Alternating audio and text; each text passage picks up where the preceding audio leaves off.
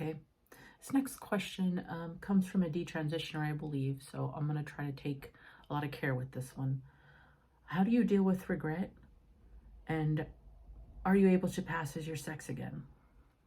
Very common questions. I just want you to know that all of us, I would say every single detransition woman that I've ever talked to and known, including myself, has had these exact same thoughts, feelings, and questions.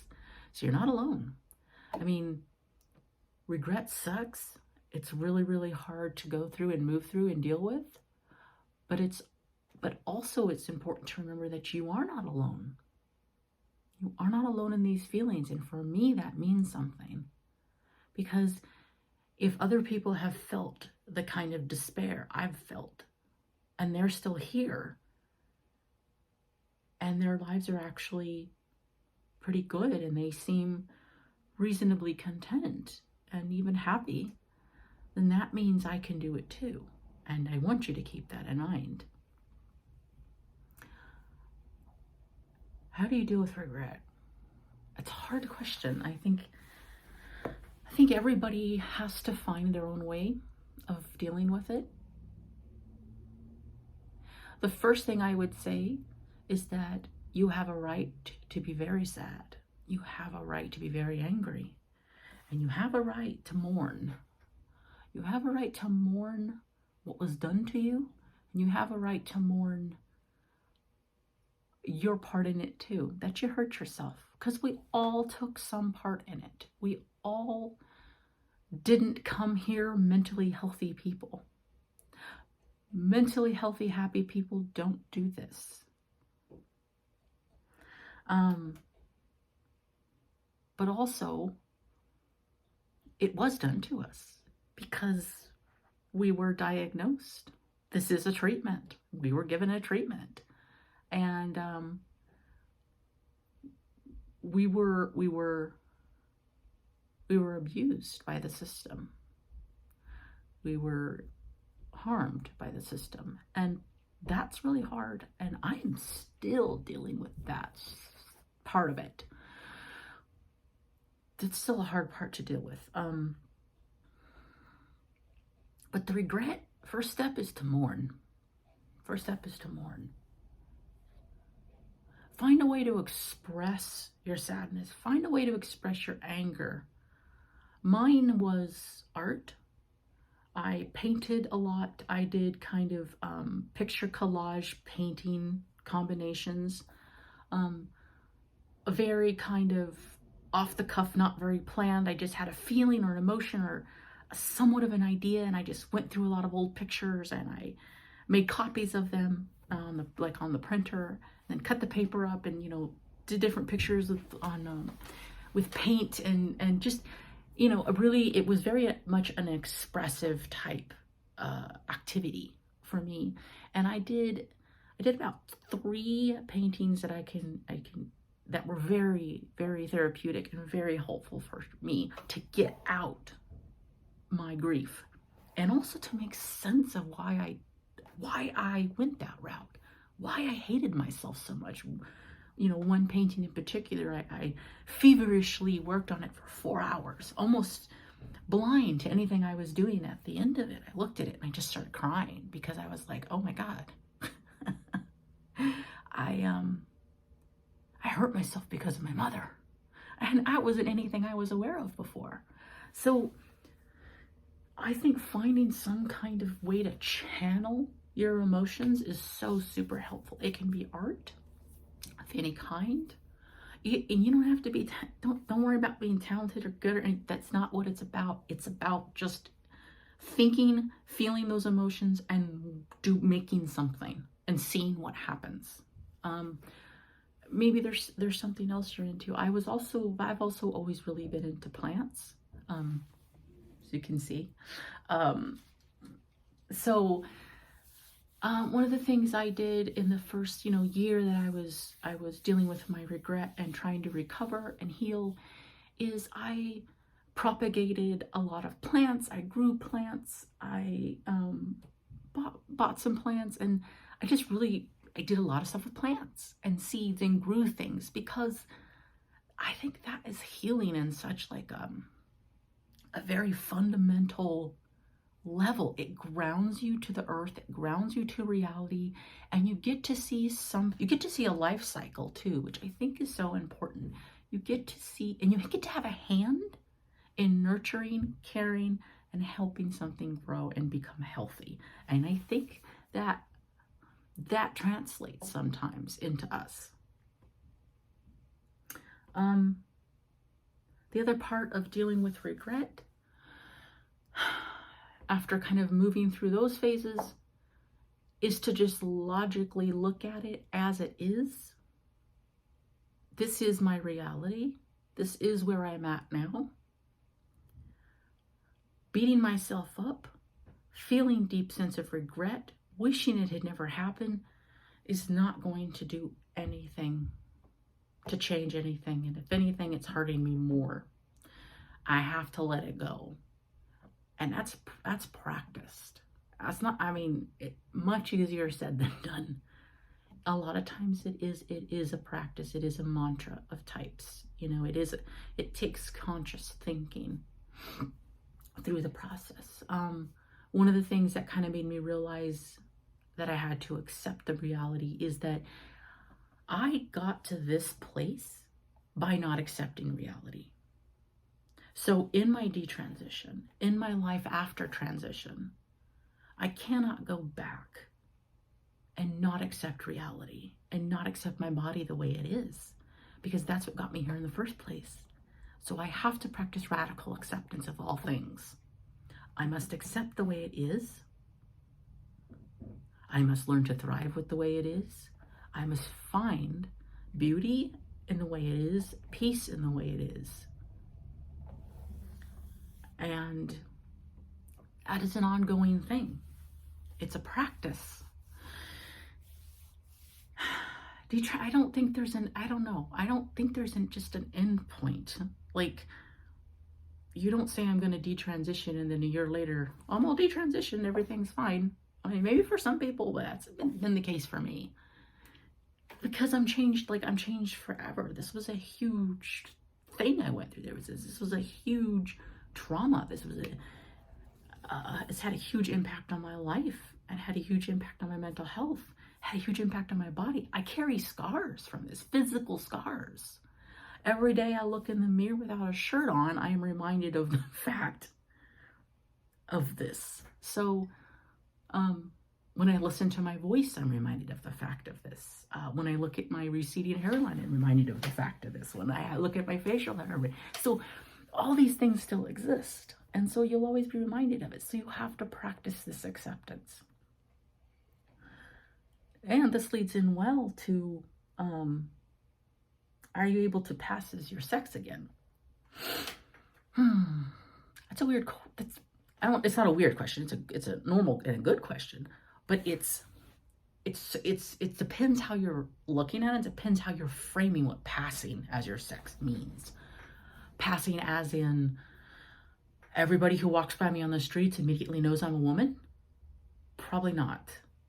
However, that was already the case before I transitioned, because I've always been a butch woman. I've always been a masculine gender nonconforming woman. I shaved my head for the first time when I was 21 years old. I've always wore men's clothes or clothing that is like unisex. It's not real feminine foofy dresses and stuff like that. Never done that. Rarely shop in the women's section. I've never worn makeup. So I was getting misgendered before transition. However, after transition, I think I get a little bit more misgendered now, but primarily I think I do get recognized as female for the most part. I'm working now outside the home. I have a job, and in this job I interact with the public on a pretty regular basis. And I've been called sir once by a client who came into my office. It was a guy. For the most part, though, I think people see me as female. But the thing is, like, that's another part of the radical acceptance. I accept the fact that I might not always be seen as a female. I'm fine with that. I don't care. It means nothing really about me, because most of the people who don't immediately see me as a woman are like strangers. They're people I'm interacting with in a store or something, at the service station. These aren't important people. These aren't people that mean really anything to me. So I don't give a shit what they think or don't think.